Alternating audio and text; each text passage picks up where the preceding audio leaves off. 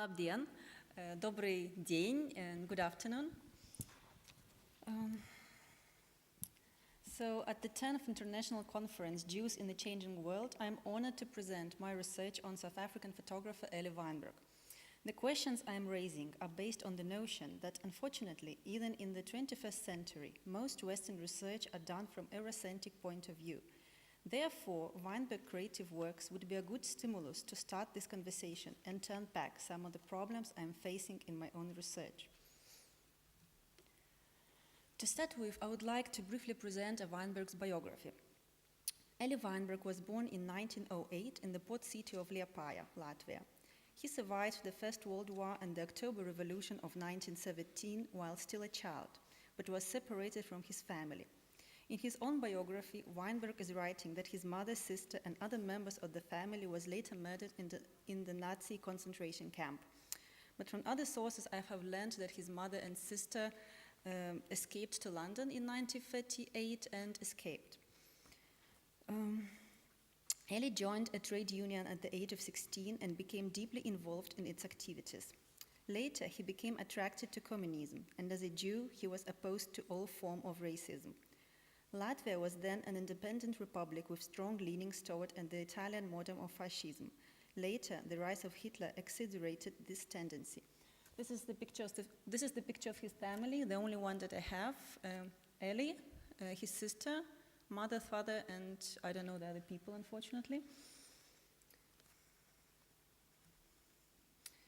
Due to political developments in his home country, Weinberg left Latvia and in 1929 arrived in Cape Town.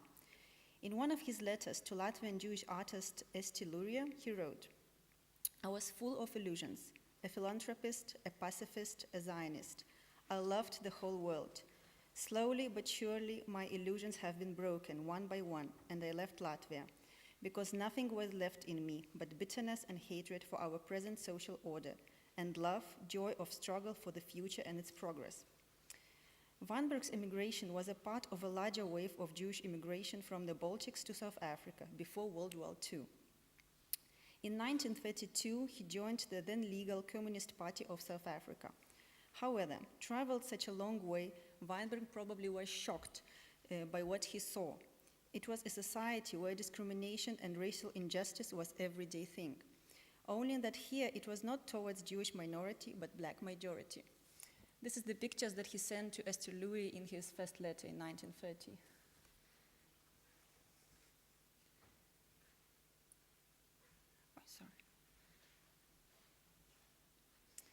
Many Jewish immigrants first arriving in South Africa experienced serious social dislocation, and that maybe also have played a role in attracting Weinberg and others to leftist politics. When family ties and organized religion receded, radical politics and the Communist Party provided more than just political affiliation.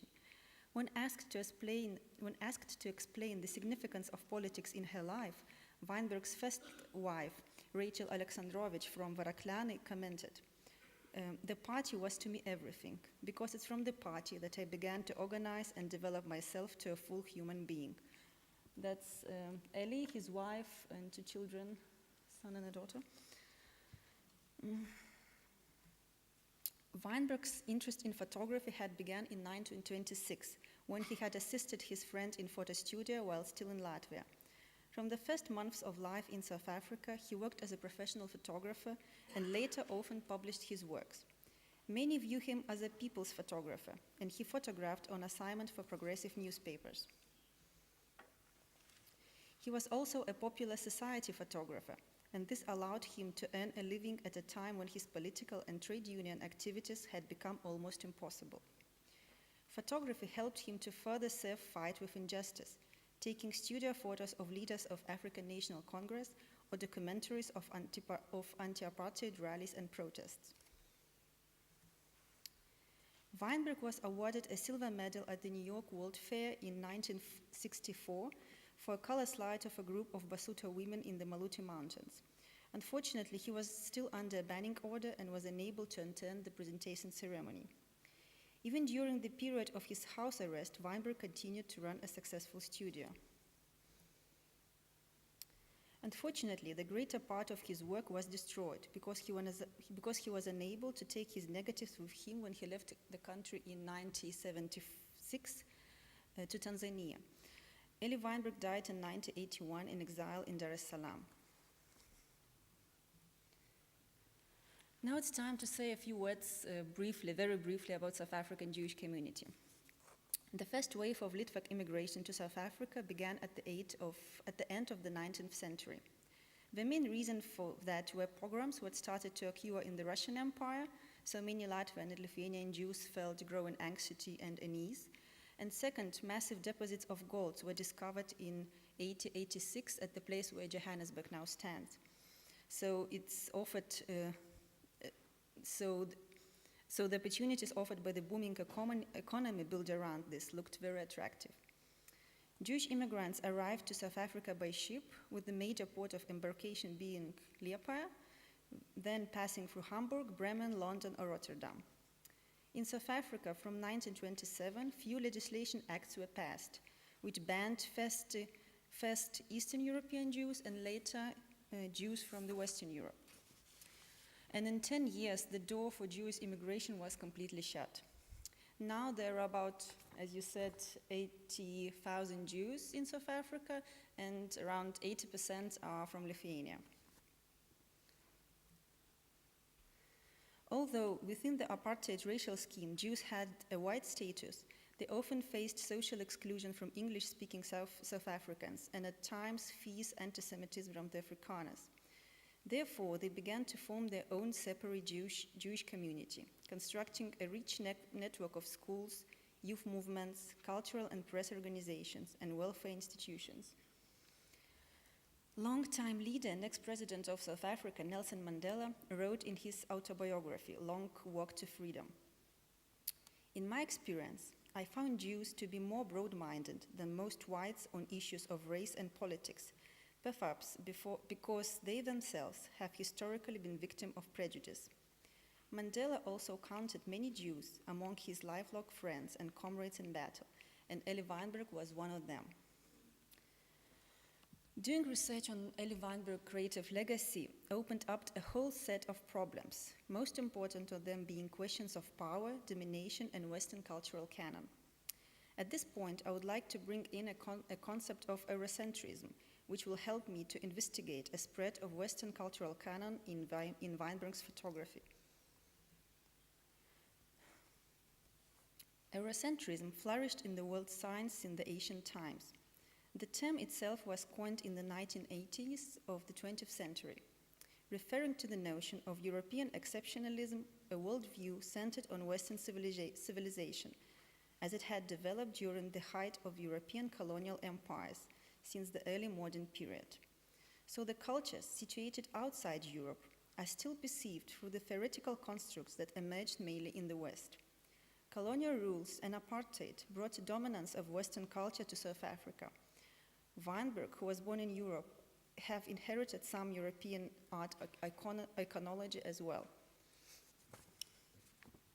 Okwe Envezor and Octavia Zaya state that too often, many Western critics, curators, and scholars, instructed and trained within the theoretical frame of Western photography, seem predisposed to applying their presupposition to non-European photographers, thus ignoring or dismissing specific socio-cultural situation and ideological conditions that inform artistic practice in other regions of the world.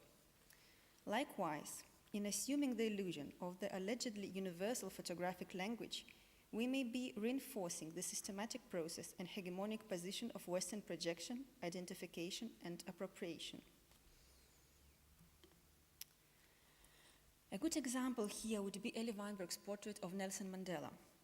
Here, two components of the image are important to us: how Mandela chose to present himself and how a photographer represented him. The photograph was taken at the apartment of another ANC, that's African National Congress, and Communist Party member, journalist Wolfie Kodesh, in Johannesburg, where Mandela was hiding at the time. A classic men's suit, which as a lawyer Mandela wore every day, was not suitable for visual representation of an opposition leader. The overall picture is presented as if he were dressed in a traditional clothing of the Xhosa people, but this is not the case. Given the limitation of Wolfie Koda's tiny ground floor flat, Mandela had no choice for this series of formal portraits, but to wrap himself in a candlewick bedspread to suggest a traditional attire. So in many sources, this portrait is titled as Mandela in a traditional clothes. But if we look closer, we can notice a pocket, suggesting that it's not even a bedspread, but a chenille bathrobe. Weinberg's creative contribution was, of course, also very important. His knowledge of historical, cultural, and aesthetic values influenced the precise composition of Nelson Mandela's portrait. Travelers from Europe at all times liked to compare local men and women to Asian sculpture. So Weinberg probably quite deliberately arranged Mandela's photo using the history of European art and Asian iconography that he was familiar with. Although the decision not to dress in a classic men's suit was Mandela's, it was Weinberg's aesthetic solution to expose the muscle of his chest and shoulder in such a way as to create an allusion to the togas of senators of the Roman Republic and recalling the heroes of Greek and Roman myths. So, as with any public image of the political leader, this photo of the Nelson Mandela was highly constructed by the society of the time, by the leader himself, and by the photographer. Second issue is the problem of the gaze and power relation in Weinberg's photography. Photography has always been a social act, more or less determined by power relations. But in the context of this presentation, I would like to point out that as everywhere else in the world, South African photography of the 20th century cannot be analyzed in isolation and can be understood only in connection with the Africa exploration, colonization, and oppression. Photography was part of the imperial arsenal of technological progress, and as such, it served both symbolizing the power differences between the colonies and the metropolis. In remarking upon the effects of the camera in Africa, Yvonne Vera notes, "The camera has often been a dire instrument. In Africa, as in most sections of the dispossessed world, the camera arrives as a part of colonial paraphernalia, together with the gun and the Bible, cataloging the converted and the hanged. However, the power dynamic between camera and its subject is far more complicated, especially because the attitude of the camera as a colonial and apartheid power tool is only partially legitimate. Recent research aims to reveal more nuanced relation between ideology and representation. Thus, the complexity of South African photographic practices is revealed, which in turn provides new ways to analyze photographic production of Jewish photographers and their use of power dynamic. Now, I will present a few examples to illustrate different gaze and power relations, and I'll compare pictures of Weinberg's with pictures made by another Jewish photographer, Leon Levson, who immigrated from Lithuania at the turn of the century. So it will be easier for you to see the difference in their approach to their subject. So the first, the most popular theme of photography was children, and it's still children. So as you see, in Levson's photo, all the children are usually sad, stiff, nervous, stressed, whatever you will call it. When in Weinberg's, they're relaxed and happy. And I think that's the difference of relation between photographer and the subject. Levson was an outsider, while Weinberg, first of all, Weinberg spoke one of the local languages, Sotho, and he always had much more contact. So the power relation was not vertical.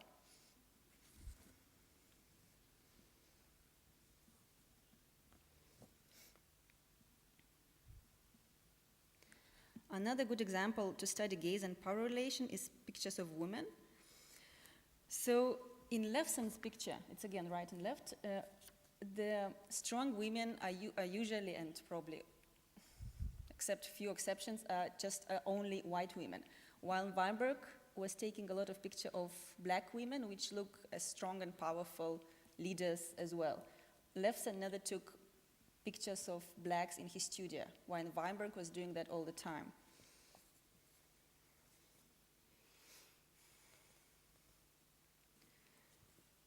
That also shows a different approach and different relations of photographer and its subject.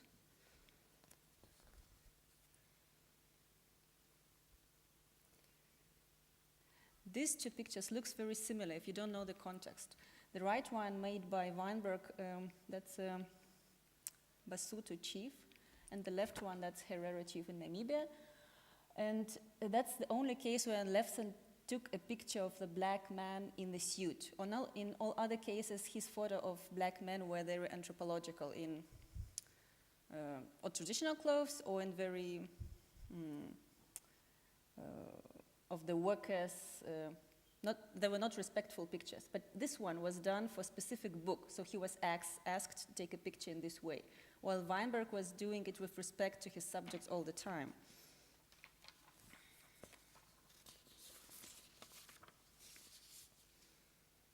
Karina? Yeah, I'll finish now. So to conclude, I would like to stress two things. First, Eli Weinberg Litvak heritage was overlapped with his European one.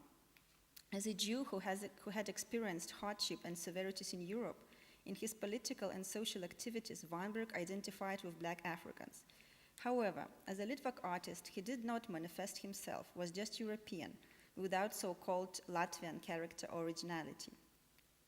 And second, very important in my opinion, is to start discussion, raise questions about legitimacy of applying Western research methods on non-European cultural objects. And if now we don't get many of them in our museums or exhibitions, with the progress of globalization, this is surely going to happen more and more. Thank you. Thank you, Karina. Есть ли у кого-нибудь вопросы к докладчику? Сейчас будет микрофон, можно будет задать вопросы. Есть тут вопрос на первом ряду. Можно по-русски, если... I would like to ask, what drew you to the subject? Who I am to the subject? What made you investigate Weinberg? Weinberg? It's always very strange. Weinberg is part of my PhD dissertation, so I'm writing dissertation on South African Jewish photographers. So there is like Lefsen is also one of them, and David Goldberg and many others. But because that's the first wave of immigration, so they're very important, Weinberg and Lefsen. Есть еще вопросы? Just as a point of order, when they left Lithuania, they did go from the port you mentioned, but they came in Hull and Grimsby, the Hull and Grimsby ports, not London, when they got to the UK, to England. Okay, thank you.